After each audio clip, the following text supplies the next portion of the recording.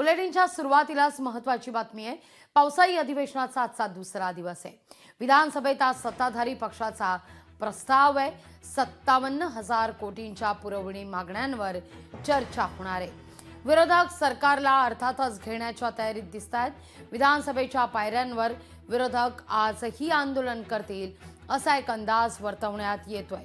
पुण्यातील वैष्णवी हगवणे आत्महत्या प्रकरण, मे जून महिन्यात पडलेला मुसळधार पाऊस, काही ठिकाणी दिलेली पावसानं ओढ, पुण्यातील जनजीवनाला बसलेला फटका, तळेगाव जवळ इंद्रायणी नदीवरील पूल कोसळून झालेला पर्यटकांचा मृत्यू, 11वी ऑनलाईन प्रवेश प्रक्रियेचा पुरता उडालेला बोजवारा, तर शक्तीपीठ महामार्गाचा मुद्दा यासह विविध प्रश्नांवर आज विरोधक आक्रमक होण्याची शक्यता नाकारता येत नाहीये।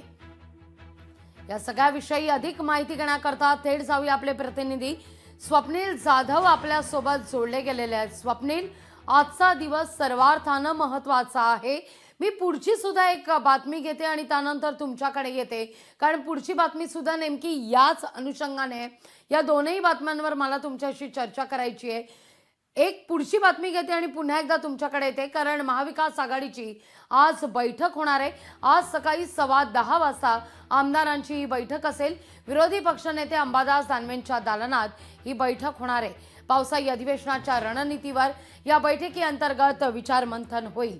या सगळ्या विषयी आता अधिक माहिती घेऊया। आपले प्रतिनिधी स्वप्नील जाधव आपल्या सोबत जोडले गेलेले आहेत। स्वप्नील, आजचा दिवस अतिशय महत्त्वाचा आहे। खऱ्या अर्थानं आजपासून पावसाळी अधिवेशनाच्या कामकाजाला सुरुवात होईल। पुरवणी मागण्यांवर आज तर चर्चा होणार आहेच, शिवाय अनेक मुद्द्यांवर विरोधक आक्रमक होण्याची शक्यता नाकारता येत नाहीये आणि त्याच अनुषंगानं आज बैठक सुद्धा होतीये विरोधकांची विधिमंडळाच्या दालनात।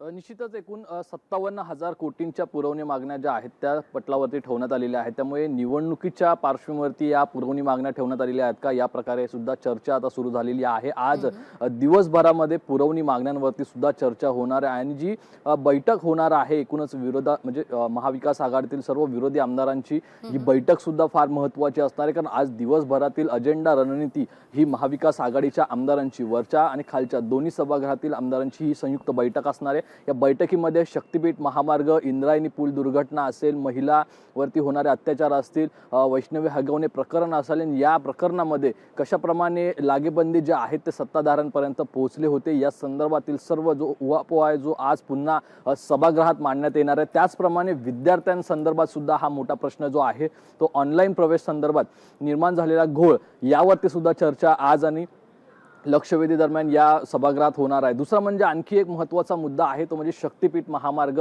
शक्तीपीठ महामार्गाचा घात हा सरकारने घातलेला आहे। आज काही जे प्रमुख आंदोलक आहेत त्यांना सुद्धा नोटिसा जारी करण्यात आलेल्या आहेत। त्यामुळे आज हा मुद्दा जो आहे तो विधान भवनात तापण्याची शक्यता आहे। त्यामुळे एकूण 4 ते 5 जे हे मुद्दे आहेत यावरती 10:15 वाजता विरोधक एकत्र जमून चर्चा करतील। आज दिवसभराचा अजेंडा ठरवतील, कोणता विषय प्रकर्षाने सरकारसमोर मांडेल आणि एकूणच सभागृहाचं लक्ष वेधण्याचा प्रयत्न करेल। या संदर्भात सर्व विषय जे आहेत ते वाटून दिले जातील आणि त्याचप्रमाणे विधिमंडळाच्या पायऱ्यांवरती जे आंदोलन 10:30 वाजता होणार आहे त्या आंदोलनामध्ये सुद्धा हे प्रमुख मुद्दे जे आहेत ते आपल्याला पाहायला मिळतील। मात्र एकूणच ज्याप्रमाणे महाविकास आघाडीचे आमदार हे विधिमंडळाच्या पायऱ्यांवरती आंदोलनाला उतरतील, त्याचप्रमाणे सभागृहात सुद्धा हे विषय जे आहेत ते प्रकर्षाने मांडतील आणि एक आग्रही भूमिका, जे आक्रमक भूमिका आहे ते आमदार घेताना पाहायला मिळतील। मात्र दुसरीकडे जो पुरवणी मागण्यांचा जो महत्त्वाचा मुद्दा आहे, 57,000 कोटींची पुरवणी मागण्यात, यामध्ये शेतकऱ्यांसाठी असेल, विकास कामांसाठी असेल, अनेक जणांचे साठी तरतूद करण्यात आलेली आहे। मात्र सध्या जे अर्थसंकल्पीय अधिवेशन झालेलं आहे त्या अधिवेशनानंतर खरं तर शेतकऱ्यांना नुकसान भरपाई झालेली नाहीये। कारण अर्थसंकल्पीय अधिवेशन झाल्यानंतर मे मध्ये जो पाऊस पडला, मार्च मध्ये जो पाऊस पडला, यामुळे अनेक शेतकऱ्यांचं अतोनात नुकसान झालेलं आहे। फळबागा असतील, याही मुद्द्यावर स्वप्नील चर्चा होण्याची शक्यता नाकारता येत नाहीये। तुर्तास धन्यवाद स्वप्नील, तुम्ही दिलेल्या एकूणच या सविस्तर माहिती करता।